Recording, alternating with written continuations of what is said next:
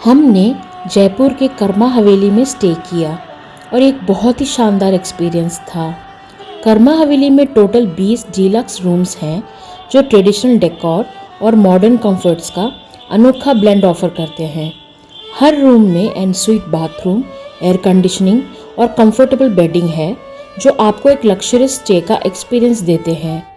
कर्मा हवेली में ट्रेडिशनल राजस्थानी क्विज़िन सर्व होती है जो लोकल फ्लेवर्स का असली स्वाद देती है। इसका लोकेशन भी आइडियल है क्योंकि ये जयपुर के पॉपुलर टूरिस्ट अट्रैक्शंस जैसे हवा महल, जंतर मंतर और सिटी पैलेस के पास है। अगर आप जयपुर का रिच हेरिटेज एक्सपीरियंस करना चाहते हैं तो कर्मा हवेली एक परफेक्ट डेस्टिनेशन है।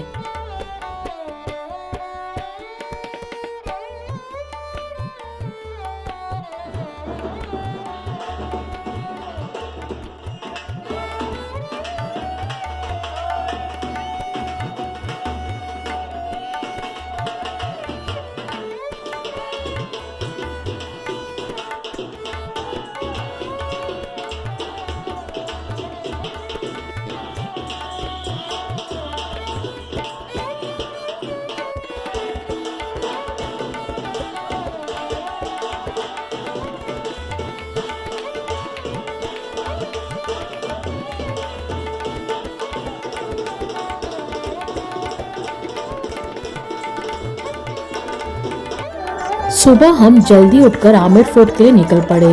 हमने फोर्ट के मेन एंट्रेंस सूरज पोल से अंदर एंट्री की। ये गेट हमें जलेब चौक फर्स्ट कोर्टयार्ड में ले आता है। जलेब चौक के ऑपोजिट साइड पर चंद्र पोल है जो फोर्ट का एग्जिट गेट है। जलेब चौक से ऊपर चढ़ाई करके हम सेकेंड कोर्टयार्ड में गए। गणेश पोल एक ब्यूटीफुली डिजाइन गेट है जो अंदर महल के लिए एंट्री पॉइंट है। इसका कलरफुल आर्टवर्क काफी रॉयल फील देता है। सेकेंड कोर्टयार्ड में सबसे पहले हम दीवाने आम गए।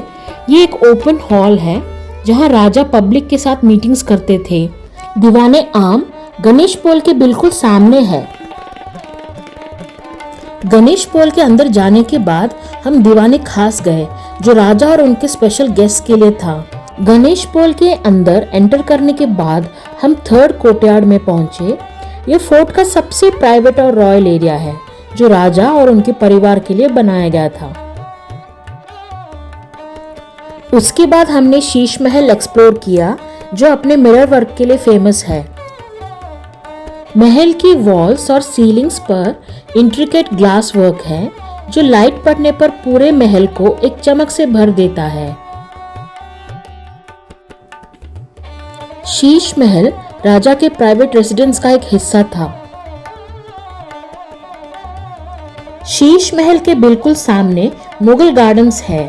इस गार्डन में फाउंटेन्स और ग्रीनरी काफी पीसफुल एनवायरनमेंट क्रिएट करते हैं। राजा और उनका परिवार यहाँ रिलैक्स करते थे और अपनी इवनिंग्स एंजॉय करते थे।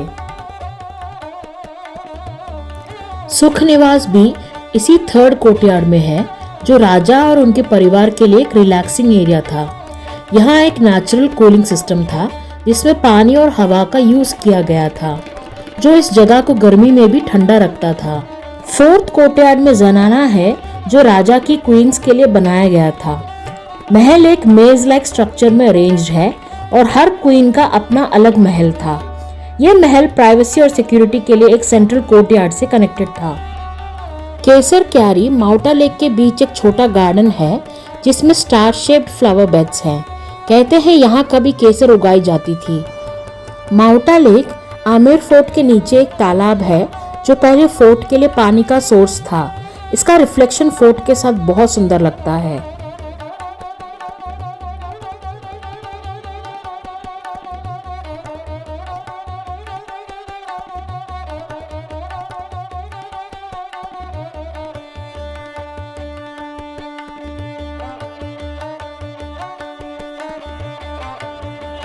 आमेर फोर्ट के बाद हम जयपुर के फेमस जयगढ़ फोर्ट गए। फोर्ट चील का टीला पर बना हुआ है। जैसे ही हम पहुंचते हैं एक ग्रैंड एंट्रेंस और स्टर्डी वॉल्स ने हमें पुराने राजपूत इरा की याद दिलाई। सबसे पहले हमने जयवान तोप देखी जो दुनिया की सबसे बड़ी तोप है। उसकी साइज और इंट्रिकेसी देखकर एक अलग ही प्राइड फील हुआ।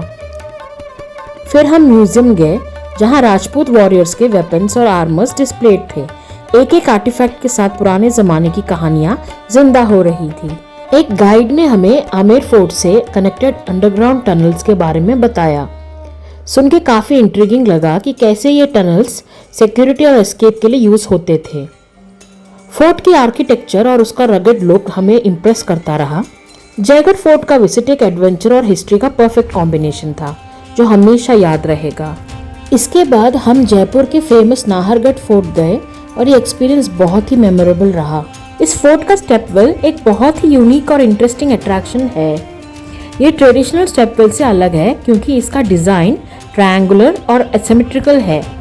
फोर्ट के एंट्रेंस के पास लोकेटेड ये स्टेपवेल पानी को कंजर्व करने के लिए बनाया गया था, जो फोर्ट के लोगों के लिए जरूरी था। फोर्ट की वॉल्स पर जाके हमने जयपुर का पैनोरामिक व्यू एंजॉय किया। फोर्ट के अंदर स्थित माधवेंद्र भवन इस किले का क्राउन ज्वेल है, जो महाराजा सवाई माधो सिंह ने 19वीं सदी में बनवाया था। ये 2 मंजिला महल 12 रानियों के लिए बनाया गया था और हर स्वीट एक जैसा होने के बावजूद अपनी अलग अलग कला और डिजाइन के लिए प्रसिद्ध है। महल के बीच में महाराजा का स्वीट है जो और भी ग्रैंड और डिटेल्ड है। हर स्वीट फ्रेस्कोस, इंट्रिकेट कार्विंग्स और कलरफुल पेंटिंग्स से सजाया गया है। स्वीट्स को कॉरिडोर से जोड़ा गया है और अलग एंट्रेंसेस भी है जो रानियों की प्राइवेसी का ध्यान रखते हैं। आज माधवेंद्र भवन को एक आर्ट गैलरी में बदल दिया गया है जिसमें कंटेम्प्रेरी आर्टवर्क्स डिस्प्ले किए जाते हैं। यह मॉडर्न टच इस हिस्टोरिक साइट को और भी खास बनाता है। नाहरगढ़ फोर्ट और माधवेंद्र भवन दोनों ही जयपुर के इतिहास और कला के बेहतरीन प्रतीक है, जो हर ट्रैवलर के आइटनरी का एक इम्पॉर्टेंट हिस्सा होना चाहिए।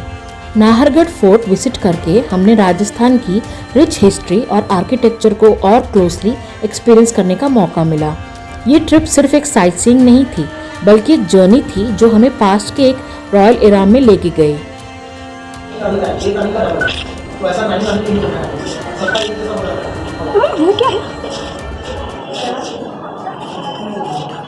छोटा बंदा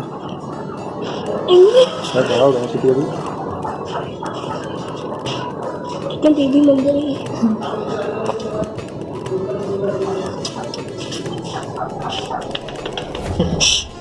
क्या है?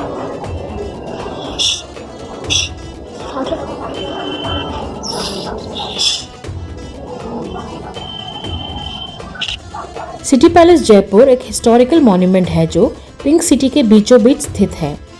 इसका निर्माण महाराजा सवाई जयसिंह II ने 18वीं सदी में करवाया था। ये मुगल और राजपूत आर्किटेक्चर का एक बेहतरीन संगम है। एंट्री करते ही मुबारक महल है जिसमें रॉयल कॉस्ट्यूम्स और टेक्सटाइल्स का प्रदर्शन होता है। दीवाने आम और दीवाने खास में रॉयल आर्टिफैक्ट्स देखने को मिलते हैं। चंद्र महल का कुछ हिस्सा अब भी रॉयल फैमिली का रेजिडेंस है, लेकिन इसका एक पोर्शन पब्लिक के लिए खुला है। प्रीतम निवास चौक के 4 दरवाजे peacock gate, lotus gate, green gate और रोज गेट अलग अलग मौसमों को दर्शाते हैं। ये महल इतिहास, कला और संस्कृति का अद्भुत प्रदर्शन करता है और जयपुर के टॉप टूरिस्ट अट्रैक्शंस में से एक है। फिर एक ही दिन में हमने काफी सारी जगह कवर कर ली। पहला स्टॉप था जयपुर का जंतर मंतर, जिसे देख के लिटरली माइंड ब्लोन हो गया। सोचा ही नहीं था कि इतने पुराने जमाने में इतनी एडवांस एस्ट्रोनॉमी होती थी। हर स्ट्रक्चर अपने आप में एक इंजीनियरिंग मार्वल लगता है। जैसे कार से गुजरे एक झलक मिली हवा महल की। इवन गाड़ी से देखकर ही वो पिंक पैलेस कमाल का लगा।